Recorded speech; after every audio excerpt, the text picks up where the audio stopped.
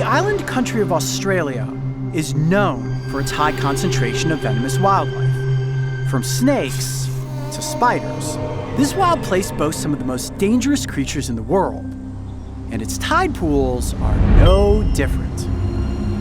The shores of Australia's Sunshine Coast are a postcard mix of white sands, bright aquamarine water, and crashing waves.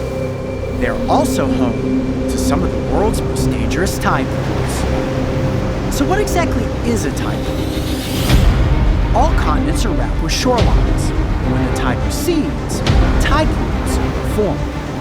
They are micro-ocean ecosystems that are revealed twice a day during the tide. These isolated pockets serve as a temporary refuge for marine species that are awaiting the return of high tide. Now, the reason I think they're so much fun to explore is because you never know which animals you're going to encounter.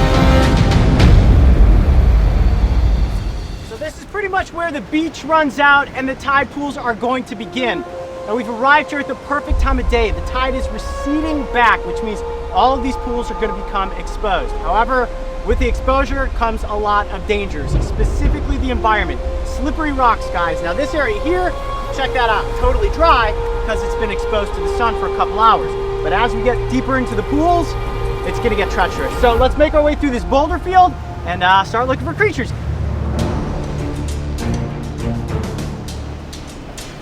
Take your time, guys. It's gonna get slick right here. It's maybe a lot more treacherous than we thought it was gonna be, especially with the water coming in. Just the weight of that water will take your legs, boom, you can slip and go down. And when you hit those rocks, you're gonna hit hard. So take your time, guys.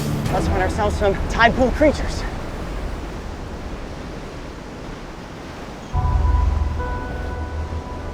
A rock like this is actually the perfect place to search for an octopus. And in many instances, I'll actually just sort of slide my hands up underneath these rocks to feel for things, but not here in the Australian tide pools. A lot of these animals are so incredibly venomous, they can be considered deadly.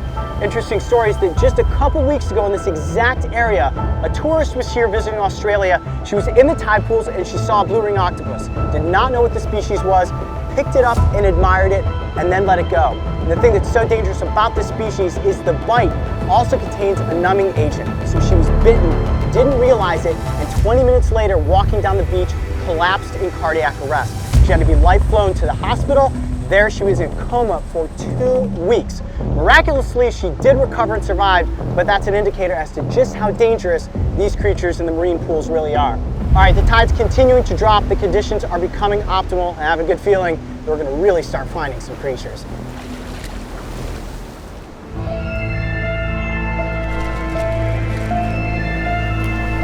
Now, this is interesting. We came around this bend here, and look, we've been walking for over an hour, and you can see humans in the background, and that's what's so crazy about this environment. We are right on the cusp of wilderness and civilization, which is the perfect cocktail for danger. You have humans that are curious coming into the tide pools to look for different species or just to have fun. And of course, they're coexisting with these extremely venomous creatures. Let's check down in this craggy area here and see what we can find.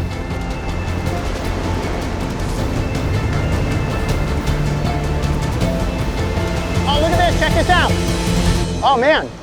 That's a little man-o-war, isn't it? Yeah. Let me grab a container. Yeah, get a container. Yes, check that out. That's a quintessential biological landmine right there. You can see how small this jellyfish really is. For such a simple little creature, it's pretty complex looking.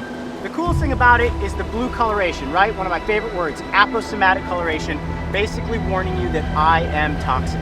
The clear air bubble on top, which keeps them afloat, is almost impossible to see. But you will notice that blue length of pneumatocytes. That's where all of the venom is kept. If you're out there swimming, one of these brushes across your face, it's not going to kill you, but it is going to be uncomfortable. Very cool. Well, that's our first creature at the tide pool. Starting off small, but nonetheless dangerous. Let's get this back into the water, keep moving, and see what else we can find.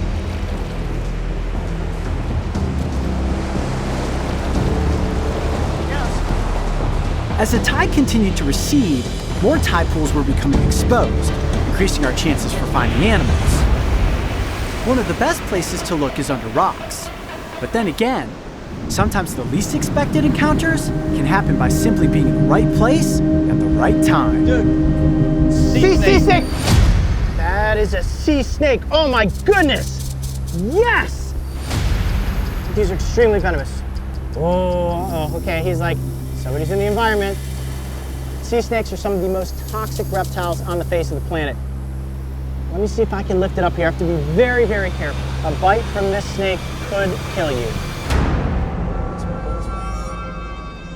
Now, you don't oftentimes find sea snakes in tide pools, but with rough surf like this, you do have them getting pushed in, so that's probably why it is marooned here. Oop, coming right towards me there. Just want to stay away from the head. They're rather slow moving. Wow, okay, hold on a second. Let me get collected here for a moment. Did not expect to find this. Working with the sea snake, though, definitely will make you nervous. I just have to constantly keep my eyes on the reptile. I would say that this is probably would this be the second most dangerous snake species we've ever interacted with? This is top. Yeah. This is more potent than the yellow belly sea snake? Potentially, maybe equal. Okay. If they need to, they can move extremely quickly. So I don't want to agitate it too much. Let me see if I can lift it up here. I have to be very good. Okay, yep. Oh, don't want him to strike at me. Oh, see, he's opening up his mouth there. What I'm going to do is just gently get control of his head so that we can keep him up a bit, and this will be safer for myself and the snake. Just gently, gently, gently pin his head. Like all reptiles, they can be out of water, but they don't move real well on land.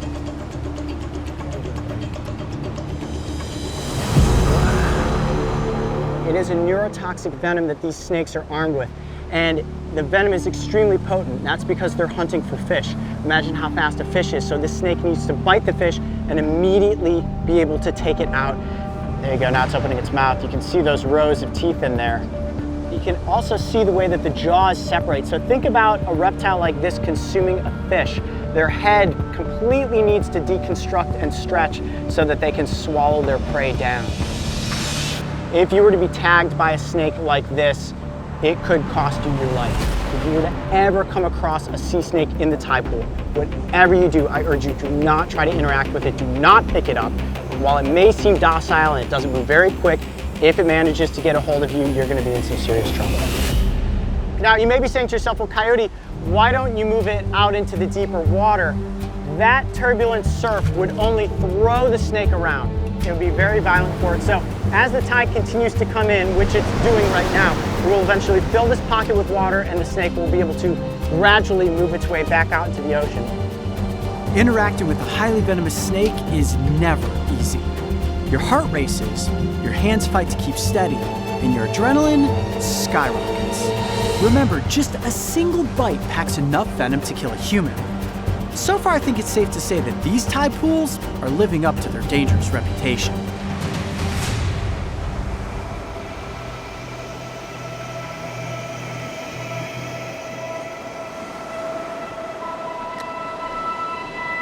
found a little sea cucumber.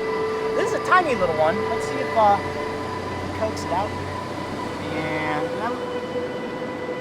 oh man, look how big it is.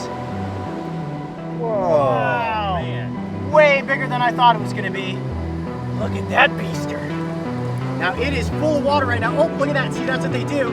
Oh, they spit out water. And this is one of the ones that has the crazy sticky Spider-Man fluid. Oh, I got coated. Look at that. That is like the stickiest snot you will ever come across. Here, Mario, put your hand out there and just feel how sticky that is. That's a defense mechanism.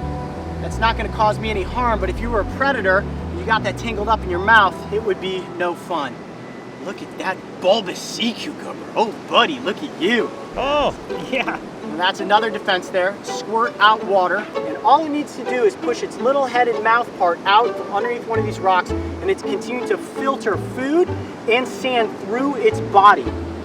Oh, did you see that? It almost just squirted water right into my face. I'm just gonna turn its rear end like that. You see that? Hey, squirted to me. Super cool. One of the safer creatures you can come across here in the Australian tide pools. What I'm gonna do is place it right next to that crevice, and we'll keep moving.